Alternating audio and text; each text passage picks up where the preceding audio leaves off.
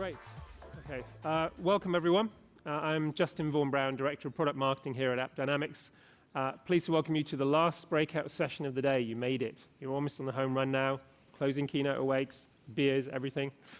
I'm very, very pleased as the last session to touch on a topic which has taken up a huge part of the IT press over the past few years, the topic of containers and the massive impact they've had in terms of release velocity, making life easier both for those in development and operations.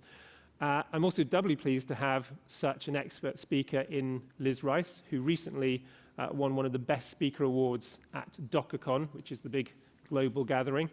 So we are very, very pleased, as I said, to have such a real guru on the topic who will be available also for questions afterwards. So if we run out of time, don't worry. Liz is going to be around. So please give a warm hand to Liz Rice of Aqua. Thank you very much. Thank you, Justin. Thank you. And thank you so much for coming to this last breakout session of the day. So as Justin said, I work for a company called Aqua Security. We have an enterprise solution for securing containerized deployments. My background is software engineering. I've been doing it for longer than I care to remember, and I've been working with containers for a good couple of years. So before joining Aqua, I co-founded a startup building some container technology around real-time scaling and looking at image metadata. I'm involved with some of the image specs from the Open Container group. So, yeah, I know a few things about containers. And hopefully, I can share some of that knowledge with you today. What I want to cover is, well, first of all, what containers are. Let's start with a show of hands, though. How many people in this room are using containers? Quite a few of you. This is good. How many of you really, really know what a container is? Yeah, I thought so. Not as many. Not as many. That's OK. We're amongst friends. It's fine. That's something I hope will improve the show of hands by the end of this session. We'll also talk a bit about the benefits that containers can bring to your organization and how it fits into the sort of world of DevOps. And we'll talk a little bit about containers in production under orchestration. It's a lot to cover, so we'll be a little bit high level, but I'll be here for questions, so you can ask me questions afterwards. So, what are containers? So, I don't know how many people there are in this room. I haven't counted you all, but there's probably about as many definitions of a container as there are people here. And some of the definitions I like, some of them I really don't like. So you often hear containers referred to as a lightweight VM. And from inside a container, it does kind of look like a VM. But as I hope to demonstrate, they really are not virtual machines. Not virtual machines. We hear definitions of containers kind of based on what advantages they bring. They absolutely do give developers a shared environment. You can take a container image from one laptop, put it on another laptop, and it will behave the same because you take all the dependencies with that container image. And so you can avoid that kind of worked on my laptop syndrome. Container images let you package up your application and dependencies, so they really are a way of packaging software up. We hear Docker's tagline, build, ship, and run anywhere. It's absolutely true. And if you're going to, ship it, you're going to run it, the container can be the unit of deployment, the thing that you deploy on your machine. It can be the thing that you scale up and down when you need to auto-scale. So all those things are kind of ways of describing containers by their kind of characteristics. And then there's also the definition that says, well, we're just going to use jargony terms like C groups and namespaces. And I remember hearing that when I first came across containers. And you're like, yeah, great, but I don't know what C groups and namespaces are. So that's not much use to me. But hopefully we'll explain a little bit about what namespaces are shortly. So let's have a little bit of history. Bare metal machines. You have we used to always, if we wanted to deploy some software, we had to go and buy a physical machine. And some people still have their own on-premise deployments. Some of us have moved into the cloud. Bare metal machine, you've got a physical bit of kit running an operating system, and you install your application along with whatever binaries and libraries that it depends on. And that's all well and good if all your applications have the same dependencies. But you quickly get into a sort of dependency management hell where application A wants a different version of a library that application B also wants to use. But they don't share the same dependency requirements. This can get pretty nasty.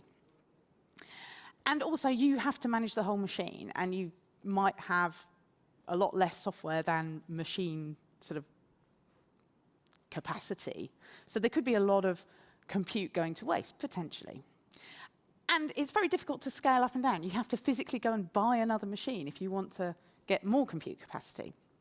So those are amongst the reasons why we started to see virtual machines. There are all sorts of reasons why we see virtual machines. The key thing about a virtual machine is that green layer in the middle, the hypervisor. So above that, you've got these virtual machines that contain the whole operating system. That's a lot of code. That could be gigabytes of code for the operating system. And it really is running everything that you would run on a bare metal machine. You've got the whole operating system and all the dependencies and your applications in there. So they can be pretty big. The hypervisor does this job of isolating them from the hardware underneath. From inside that virtual machine, it looks exactly the same as a bare metal server because basically it is, because it's got its own operating system, exactly the same as it would be if it was on a bare metal machine. There are lots of advantages of VMs. This is what you get if you go to a cloud provider and ask for a VM. You go to Amazon and you say, give me an EC2 instance. You get one of these. You get a virtual machine all to yourself, and it behaves just like it was a physical machine. You still have that issue that if you've got two applications that share dependencies, you've got to manage those dependencies and make sure that they don't have kind of conflicts on what they require. One way of managing that is to run different virtual machines. So you could say, one application that has this set of dependencies over here, this other application in another virtual machine. They can have their entire own environment. But you've got a lot of overhead in the operating system. They're big things, operating systems. And they take minutes to start and stop. Who's used like a cloud provider and gone to, let's say Amazon or Azure, and hands up anybody who's done that, right? Yeah. So you ask for a VM, and it's a few minutes before you can actually log in and do stuff with it. Containers, on the other hand, start and stop really quickly because they don't have that operating system in. They can be tiny. All you need inside a container is the application and its dependencies, if there are any. You're using the operating system on the host. What I haven't shown here is this could be running inside a VM. So there could be containers inside VMs on a host machine. But from your perspective, as somebody who runs your VMs either on-premise or in the cloud, this is good. This means once you've got the VM in place, you can start and stop containers super fast. But you have this isolation. You can say, I have an application with a completely different set of libraries that it depends on from this other application over here, and they can run side by side on the same machine, sharing the host operating system. And they're able to do that because containers give this sort of restricted view. So from the inside, it sort of feels a little bit like a VM. They look like they've got their own file systems, and if you list the processes running inside a container, you only see the ones inside the container. You could have users defined only within one container. That's not strictly true, actually. From the host, all those things are visible. But from one container, you can't see what's running inside another container. And how is this done? Well, I'm quite a firm believer in kind of seeing this done in code. When I first got involved in containers, I saw an awesome talk by a chap called Julian Friedman from IBM Cloud Foundry project, where he wrote a container in Go. I've kind of adopted that talk and progressed it and kind of made it my own. Today, rather than typing it in live, because I don't have a keyboard here, you can pretend that I'm typing it in through the power of my mind. We're actually going to watch a pre-recorded typing in of a container. I'm not going to do a whole container, but I'm just going to try and give you a flavor of how a container works. How many of you have ever written a line of code in your life? Excellent. If anybody didn't put up your hand, then it's like 2 minutes, and it'll be OK. Stay with me. Right, let's build one. So this is my shell of a program that is going to run some arbitrary command. It's as if you were doing docker run whatever you want to do. We might do docker run echo hello, and we want the container to echo hello. So the first thing we do is we look for run. Instead of docker run, I do go run, main.go run. And if we get run, we're going to call my function run. First thing I'm going to do in here is just a little bit of debugging. I'm going to print out what I've been asked to run, so we can kind of just check that it's doing what we expect it to do. And then with the exec command, I set up something that I'm going to fork and exec a Linux process. I'm going to create a new process on this Linux machine, and I'm going to run whatever this arbitrary command I've been asked in this new process. So I'm just creating a new process. At this point, there's no containerization. This is just a little sort of demonstration that I can run echo hello. I have to remember to put run. And it logs out that it's going to do echo hello. It does it. Great. No containerization at all. But now what I'm going to do is add what's called a namespace for the host name. And what that means is when I create the process, I'm saying to the kernel, give this process its own restricted view of host names. And there are other namespaces. There are namespaces for networking. There are namespaces for processes. There are namespaces for users, a few other things. But the host name is a really nice illustration. So now I can run, I'm going to run a shell rather than echo hello this time, so that we can do something inside the shell. And inside the shell, I'm going to, first of all, I think I show what the host name is, and then I'm going to change the host name. So it's currently the same host name as the host machine it's running on. Of course it is. I can change that host name inside the container, changed it to container, and it hasn't affected the host name on the host. That is basically what a container is. All it is a new process running on your host operating system, but with these namespaces that say, give it a restricted view. We also do some other things, like we change the root file system so that root inside the container looks like some subdirectory under root on the host. So it can only see things under that file system. And we use cgroups to limit things like how much memory the container can use or how much CPU it can use. But fundamentally, the key thing, in my mind anyway, is these namespaces, because there's no hypervisor. We're just running processes. When you do docker run and start a container, it does basically that. OK. So it's not a virtual machine. So that's talked a little bit about what a container is, and I hope that has given you a little bit of an inkling. If you want to see more details of how you write a container, you can search for my name and containers from scratch, and you'll find me going into more detail and putting cgroups in and doing the chroot and all sorts of things. And effectively, we can get a pretty full function container in sort of 70-odd lines of code. Probably not production quality, don't ship it, but it's there. So having talked a bit about what containers are, we can think a little bit about how they help in a DevOps culture. How many people here sort of self-identify as developers? Quite a few. How many self-identify as operations? Quite a few. And I think a few people put up their hands in both, which is good. So there has traditionally often been this tension between developers who are fundamentally tasked with the idea of shipping new code, make changes, do things, make things different, and operations folks who really have to make sure that those changes don't make anything bad happen. And there's naturally a tension between those two things when those roles are separated out.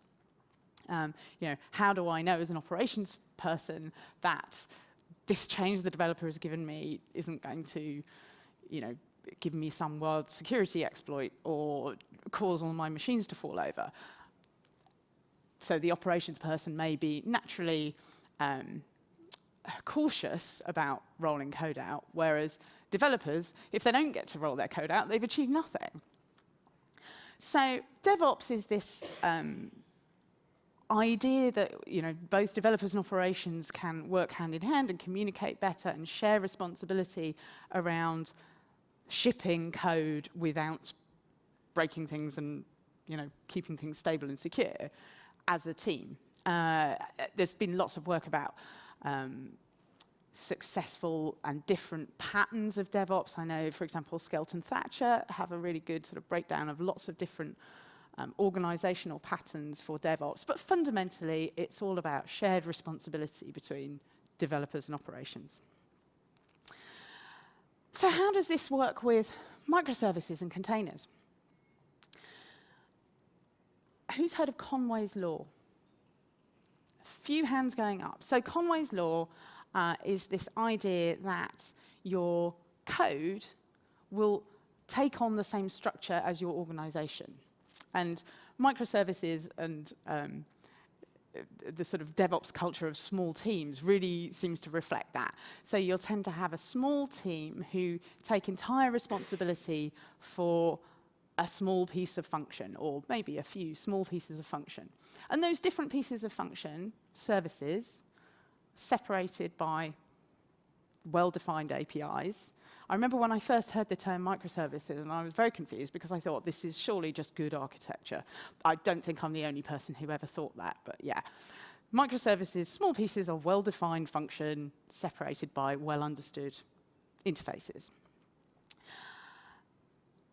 And then having split those, split the code into these nice isolated small pieces of code, we have these lovely CICD tools that let us build and test and possibly even deploy the code automatically. This is lovely. We can break the whole sort of monolith of, I have a massive application, and if I ship it, it may have huge amount of change in it, and so that's necessarily scary, into this idea that we're just going to be shipping small pieces of function with small amounts of changes incrementally, frequently.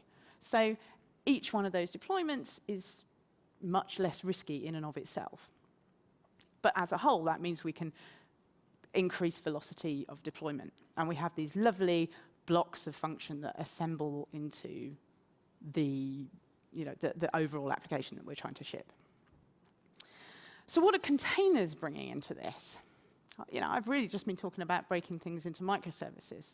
Well, containers really help with the automation of this and, to some extent, the definition of the boundary around a microservice, because you can put all your dependencies into these container images. It doesn't matter to any other team what's inside your container image. That's a slight exaggeration, as I might say shortly, but essentially, as a developer on a team responsible for a given microservice, you build a container image with your function, and provided it complies with the interface requirements it has, we're all happy. Then we can push the container image into a registry. There are registries like Docker Hub that are public. There are private, you don't have to share your images with everybody, so you could have an account on Docker Hub or things like Quay or Amazon's container registry. All the cloud providers have their own container registry. Or you can operate your own. There are plenty of enterprises running their own. Who here is running their own container registry? Yeah, a few of you. So you can keep your containers entirely within your own deployment. And then pushing out to production, which could be done by taking your container and just saying, run this in a virtual machine. Or you can automate it with the use of an orchestrator, which leads us neatly on into thinking about containers in production. So why would we use containers? You don't have to use containers in production. Of the people who put up their hands when I asked if you were using containers, is anybody using containers but not using them in production? So just using them in development and test. Okay, yeah, a few hands. And there are really good reasons why you might want to do that. And it might be to do with the stage you're at in evaluating containers, or it might be, for example, my husband works for a company that's entirely shipping Go code, and they took the decision that, well, why build containers when we've just got these binaries that we can ship Go binaries instead. Kind of has the same effect as containers because the Go binary packages up all its dependencies as well. But that's very language specific, and one of the things you get with containers is they can be language agnostic. You can have a Python container with all its Python dependencies sitting right next to a Ruby container with its Ruby dependencies, sitting next to another Ruby container with a different set of dependencies, and they can all live happily, coexisting happily together. So your containers can start up really quickly, seconds at most, actually running the container on the host. As we saw, it's just a Linux process. So actually starting a container takes virtually no time at all. It's like starting a program, takes virtually no time at all. The reason why it might take seconds is more to do with your orchestrator finding a machine where it can run. You might have to pull a new version of an image from a registry, and that can take some time. But it's going to be way quicker than a virtual machine. Scale. Definitely starting to see some big deployments of containers these days. I was at KubeCon in Berlin, was it a couple of months ago? And there were people talking about their 5,000 node Kubernetes deployment. So I'm not saying that there are a lot of 5,000 node deployments in production, but people are starting to do that. They're probably, going through a little bit of pain to get there still, but we really are seeing large-scale container deployments happening for real. And they can run anywhere. They could be running on-premise, they could be running in a hybrid cloud, they could be running in any given cloud provider's environment, because we've got this portability from containers. We even can see Docker announcing 2 weeks ago that you can run Linux containers on Windows servers now. Actually, I'm not sure if they've shipped it yet, but they've certainly announced the idea.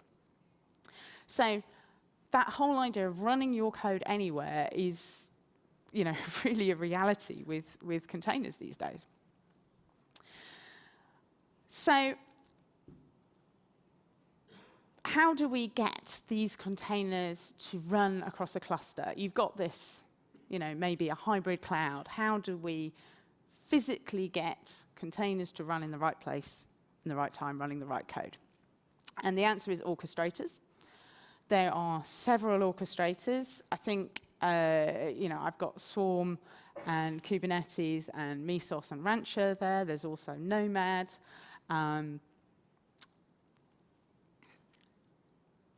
They all have their strengths and weaknesses. They're all evolving. There's, a lot of momentum in this space, and a lot of, community work going into making orchestration really scalable and really seamless and really reliable. What does an orchestrator do? It says, OK, you've asked me to run this piece of code in a container. I will find a suitable machine. There's a suitable machine. I shall run it over there. And it's going to check that there's the memory and CPU, the capacity to run your container. It might have to comply with some rules around networking. You might want to run certain types of container together so that there's no latency between them. You might want to make sure that your containers are distributed geographically. You might have, for example, in Aqua, we have an agent that needs to run on every node. There's a concept in all of the orchestrators so for example, in Kubernetes, it's called a daemon set that says, run one of these on every node in my cluster. So I can define, I want this code to run, and I tell the orchestrator I want it to run. I give it some rules, like I want one on every node. And the orchestrator takes care of that. And it increasingly takes care of failure. So maybe one of my nodes goes down. I don't have the required number of instances of a particular service running anymore. The orchestrator will do its best to find somewhere else to run that and get the service back up to the scale that it should be running at. So it's really taking care of availability, scaling, replication, particularly geographically. One thing that I have glossed over in this diagram is storage. And storage is, in some senses, one of the more difficult aspects from containerization. In other senses, it's not any different from what you had before. You can still connect your container. So typically, people might be connecting their container to database services or database containers that are connected to some kind of network-attached storage. It didn't become a more difficult problem because you put the code in containers. All it meant was that perhaps you are thinking more about reliability and availability and distributed systems than in a monolith. That's maybe something you can quiz me about over a beer later. So orchestrators take care of this whole idea of running your code wherever it should be run. Another advantage of containers. Now, it is certainly true that in the past there have been some terrible, terrible security vulnerabilities in container engines, some terrible opportunities for privilege escalation, for code running inside a container to take over the world. Terrible. A lot of those vulnerabilities have been fixed. Something I've learned, having worked for a security company for at least 2 months now, something I've learned is you never say that things are secure, you just say that we reduce the risk. But there's a very good argument that says that containers actually help you improve your security. And that is this idea that you've got smaller pieces of code. You've got your monolithic application broken up into nice chunks of simple function with well-defined interfaces. And breaking code down like that means you can reason much more effectively about what each of those functions should do. So, for example, suppose you have a microservice that does product search, and it should go and look at your product database, and it should look things up in that product database. If that service ever starts trying to write to the user database, you know something has gone wrong. That is bad. Obviously, across your whole application, there could be something else that's going to write to a user database, but that particular service that's supposed to do product search cannot and should not be trying to do that. So if you ever saw it doing that, that probably indicates something has gone wrong. Maybe it's an exploit, maybe it's a bug. But this idea that you can look at your container and define what it should be doing at runtime is an advantage for containers. You also have the opportunity with containers to bring security kind of further back in the life cycle, earlier in the life cycle. So In the traditional world where you have developers and operations, one of the sort of areas for conflict is operation folks or a security team saying, you're only allowed to use this particular version of a particular library or these particular versions because other ones have got vulnerabilities in it. And maybe that isn't what the developers use to test with. And they've gone through days, weeks, months building with a different version. They go to try and ship it. The security team say, no, you're not doing that. And they kind of realize that they were depending on something there. They have to go back and rework things. With containers, and particularly with CICD, you can bring that whole kind of point of testing much earlier in the cycle. So you can say, you're only allowed, you define which base images, which include certain library versions. You can say, those are the only versions that we're going to allow in our CICD tool, in our build system. So if a developer tries to use a different version, it'll get kicked out immediately as soon as they try and push to Git, or as soon as it gets built the first time. So it's much earlier on. They can start having the conversation about, actually, I need this newer version of this library for a good reason. And have that conversation much earlier in the DevOps process. You can use tools like Aqua. Other security tools are available. You can use tools like Aqua to help you police things like CVEs, so the vulnerabilities that might be contained within a particular image. There are lots of image scanning services, and they'll tell you whether your particular image contains known vulnerabilities. You might, you're often, it's almost impossible to say we're never going to ship code with a vulnerability. You have to make decisions about which vulnerabilities are acceptable for you and your particular application and your particular risk profile. But you can have policies around that. So you can automate the decision to say, this image contains this CVE that I am not prepared to tolerate in my deployment. I will not let it through.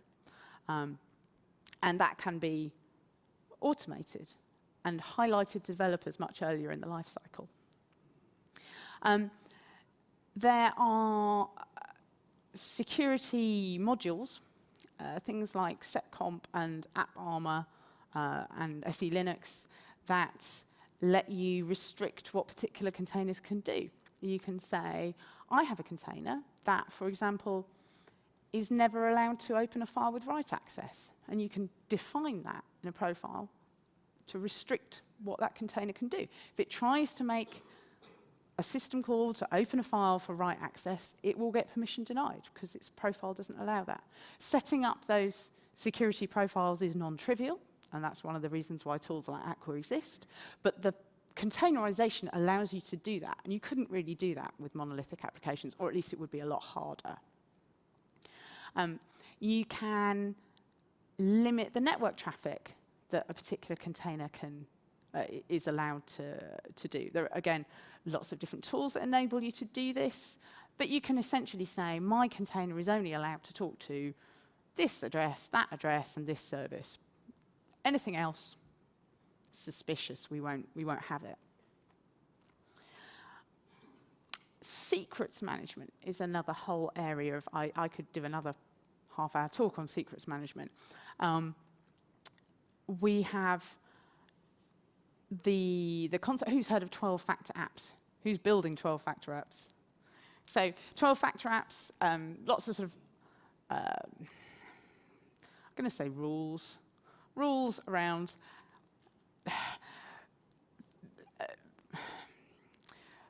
attributes that your different applications or your different services should have. And one of those rules is you should configure your application using environment variables. Environment variables are actually kind of a scary thing to use for secrets. If you put your database passwords or your certificates or your access tokens into environment variables, you could very easily see them logged out inadvertently. I believe Apache logs out environment variables at the drop of a hat, for example. And every time, your logs may not be accessible to anybody except your team, but you've made those secret values more widely available than they really needed to be. So again, there are tools, and so Docker Swarm, for example, has some really nice secrets management built in. At Aqua, we have a nice thing where you can store the secret value in a key value store like HashiCorp Vault. So it's always encrypted when it's in storage. You don't refer to the secret itself, you refer to the key to the secret. So your environment variable has the key to the secret. And then our Aqua agent, when you go to use that environment variable, or you go to start the container that is going to receive that environment variable, our agent goes and looks up the secret value and injects it into memory in that process.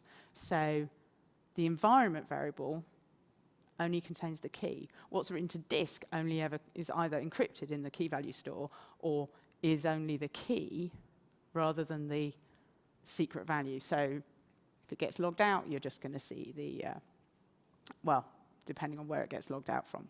But you reduce the risk that you're going to leak the secret value. So lots of kind of security advantages to containers. And I kind of wanted to dwell on that. Partly, I'll be fair, because I work for a security company, but partly because people have this idea that containers are insecure. And they're not. You don't get the full isolation of VMs. They are not VMs. But in many respects, you can think of them as being advantageous to security. I would say this really only applies if you own the whole machine. I definitely would not say in a multi-tenant environment, stick containers on and nobody will ever be able to inspect. No. Multi-tenant containerization there's still room for improvement. But if you own the whole machine and you trust the other containers running on your machine, containers can be pretty good from a security perspective. Okay, I'm reaching the end, you will be pleased to hear, because there's not much between me and beer, so we're getting close. I wanted to dispel a few myths. So first of all, I hope that you've got a slightly better idea what a container is, because they aren't magic and they are not virtual machines. And they're not necessarily by definition insecure.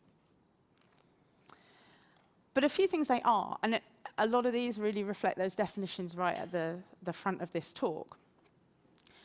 While they're not virtual machines, they do give you a level of isolation, at least, a level of virtualization that allows you some independence between these different containers. They give you this amazing shared environment for developers. Developers love them because they get this consistent environment. New developer joins the team. Here you go, here's our container image. Your code will run just like my code. It's perfect. They give you this portability. You can push an image to a registry. The registries are consistent. They're a very well-defined interface for that. And you can pull that image somewhere else and run it. Lovely. You can use them under Orchestrators for deployment, for scaling, and for security. And I think a year ago, I might have thought, yeah, putting them in production is pretty brave. But now so many people are using them in production with really good results that, it's the normal thing to do now. If you have, I'm not saying you have to, but if you have an application that lends itself to being broken into microservices and containers, the tooling is mature enough for most environments and for most applications to support doing that today in production. If you want to find out more, one of the things I love about the sort of working in containers is there is an amazing community. A lot of this code is open source. A lot of people are extremely accessible. There are tons and tons of meetups in every city in the world, practically. I Googled for container meetups in London, and I can't see how it's too small for me to read, but it's a lot. It's a lot, I think, of results that came back. There are conferences every 5 minutes. There are Slack channels. Who uses Slack? Yeah, so you can have your day even more interrupted constantly every 2 seconds by joining more Slack channels and talking about containers. But some of those communities are extremely useful and extremely welcoming, and they will help people with their issues. There are also plenty of places online to learn about containers. I wanted to shout out to Katacoda, which has a whole load of online scenarios where you can just log in and work through running Docker Swarm or secrets management in Kubernetes. I'm slightly making up the topics, but loads of things you want to learn about in a hands-on way. Katacoda is a great place to start. And Docker also have a really good Get Started tutorial for those of you who are kind of new to the field. And with that, we have about 10 minutes left where we can take some questions. I hope you have some. There's got to be some, surely. We talked about security a lot. We've got, oh, the hands are going up. Yes. Good. We just get a microphone to you. So, and we'll just one slide. Oh, it's there, two. Feedback. That's cool. Oh, okay. That's great.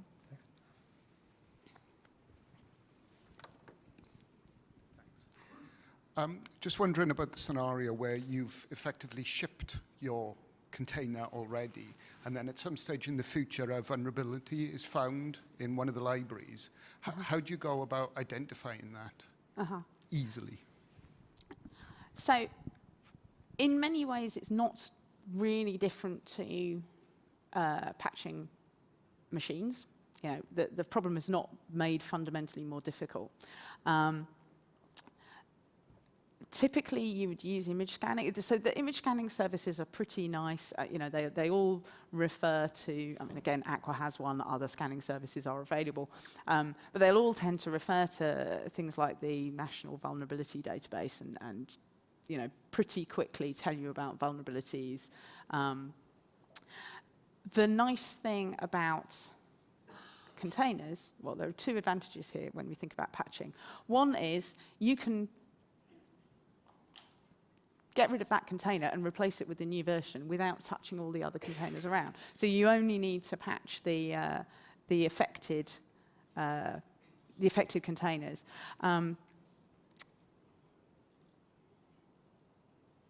So you're affecting a smaller amount of code without having to sort of patch your whole machine. And you also don't have to test the new version, the patched library, unless it's a requirement for every single one of your containers. You only really have to test it with the affected ones. So it's an advantage that you get from image scanning is these images are the ones that have been affected.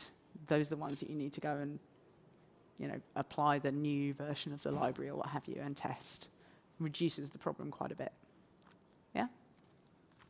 Yeah, I guess my follow-up question then, though, is that if you've got like 5,000 containers in your ecosystem, then you could be patching thousands of those, which could be an overhead, versus patching one or several virtual machines. I'm going to suggest that if you've got 5,000 containers, you probably haven't got one virtual, you've probably got hundreds. So, and you could still potentially have a patch that needs to be applied across the host VMs as well. That is always still a possibility. If you're running under orchestration, the orchestrators can take care of you don't have to physically do every one, because you'll say to the orchestrator, here is my new image, roll that out, please. It will do that for you. Another question, I think was coming at the back there. That's great, thank you.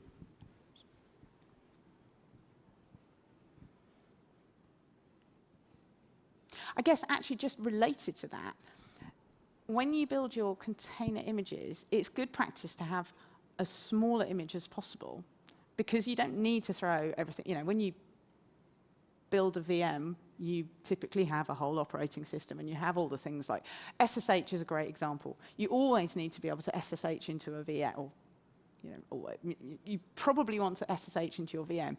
There's very little reason to SSH into a container. So you can strip that out. You don't need that in your container images. And then that means if there's a vulnerable, shell shock, don't have to necessarily patch all your containers. You might have to patch your host machines. Okay, I'll try and figure out exactly what I'm trying to say. I'm always having that problem. Irish. So one of the things I noticed over a number of years was if you went to any cloud conference, the cloud provider would say, you want to have your services completely in the cloud. Then what I've noticed is people have kind of moved to this hybrid model because they've noticed that even though cloud providers have multi-zones, they have outages which actually impact every single zone. So we've kind of seen this kind of, how would you say, a lot of companies moving back to this kind of hybrid model. But now we have multiple cloud providers. I'm trying to figure out if Docker has a part in the ability to actually have your services run in multiple cloud providers, or if they actually facilitate or make it easier to actually run a hybrid model. I think there's sort of swings and roundabouts here. So Kubernetes, for example, is probably the most advanced in my, I'm not 100% certain about this, but I think that Kubernetes is the most advanced, or possibly OpenShift, in terms of dealing with these like multiple clusters in multiple geographic locations. And in some senses, things are easier because you can just say, here you go, roll my code out, put some of it in this, put some of it in Amazon and put some of it in Azure and some of it in GKE, and everybody will be happy. Some of it in my on-premise deployment. And it can look the same, you can use the same orchestrator in all those different clouds, so that makes things nice and consistent. Some of the underlying services, I think, are where a lot of the complexity comes from. So, for example, say you want to use, I'm going to say Postgres. If you're using Amazon, I see no reason why you wouldn't use RDS in Amazon for your Postgres deployment. But that might not look the same as a managed Postgres under Azure. So there's a bit of kind of translation there that needs to be looked after. But that was going to happen, containers or not. Did that? Yeah, to a degree, because that's a problem I see commonly, that there isn't this abstraction layer, that if you're dealing with S3, it can act slightly differently than a different storage provider, or exactly if you're using RDS, it acts slightly differently. Yeah. But actually, just one other question, which we'll have the mic, is obviously Platform as a Service was extremely popular for a number of years. Containers gives an alternative, pros and cons, and if you had a company that was actually looking at both or reviewing them at the moment, you'd push towards containers, but what would be the primary reason?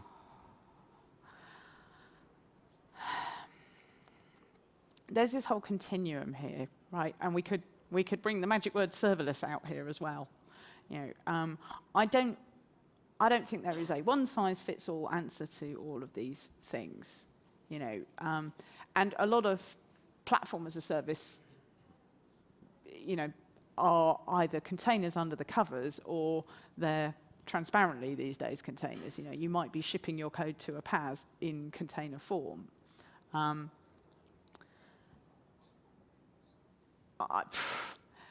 think it really depends on your application and what you need from that provider, and what your,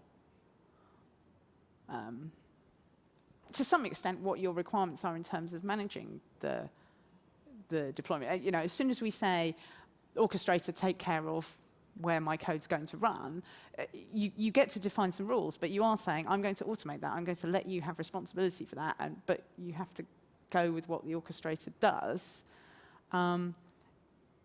You might have really good reasons why you want to do it manually, in which case don't use an orchestrator. Yeah. But is there one burning reason now why people would actually go for PaaS over containers? I don't know. Does anybody in the room have a reason why they've chosen a PaaS over? Okay. Yeah. Maybe we can follow that one up offline. We just got time just for one more question, if anyone has one. I see The one lady at the front there. Thanks. Liz, you are available for any other questions? Yeah. After? Yes. We've got half an hour or so, 20 minutes before the closing keynote, so we're good. You haven't missed your chance. In old days, there is the idea of sandbox used by security people. Then there is a lot of topic about the infrastructure, and there is a lot of development, developer, but not people as architecture and lack of that.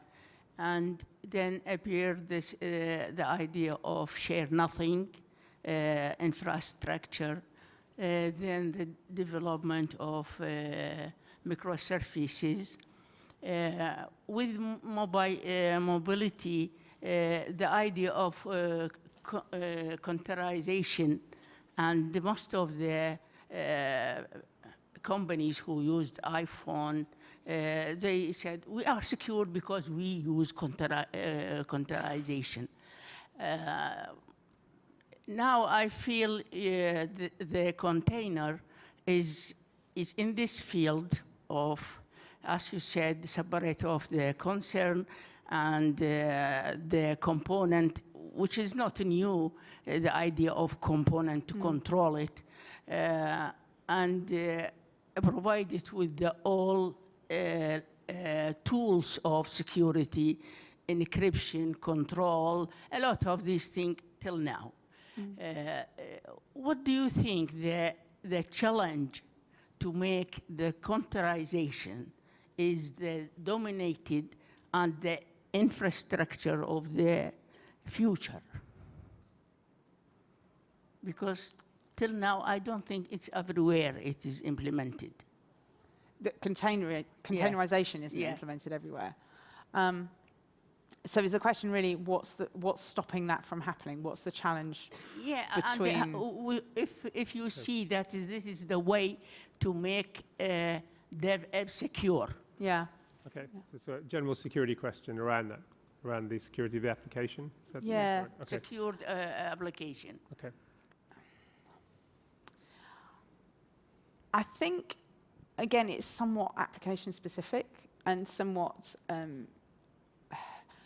you know, if, for example, you need to have a multi-tenancy environment, your security, your sandboxing somewhat lends itself more towards VMs than containerization. So I think if you have the example I always think of here is things like universities where you know, you have a ton of people who have user accounts and who need to be able to run code, arbitrary code, and you know, the operations people have a terribly hard job of kind of bridging between, well, as a researcher, maybe you need to run something that needs root privileges like Docker. You know, if you're a student, you can't just run Docker. You need, because Docker needs to run with root privileges. So your administrators have to enable it for you. And there are things like rootless containers coming along to sort of enable you to do that. I guess I'm using that as an example of a space where multi-tenancy is an absolute requirement, and also you know, students are always going to be creating security problems if they possibly can. So you have almost by definition a set of bad actors with access to your machine. And I don't think you could, you know, we're a long way from saying, yeah, you could use containers in that environment, because there's a ton of things that would go wrong. I think that brings things to a close. Apologies, just because we need to just have time to all come in for the closing keynote. But first of all, many, many thanks. Liz, please a hand for that. Liz, and... Thank you.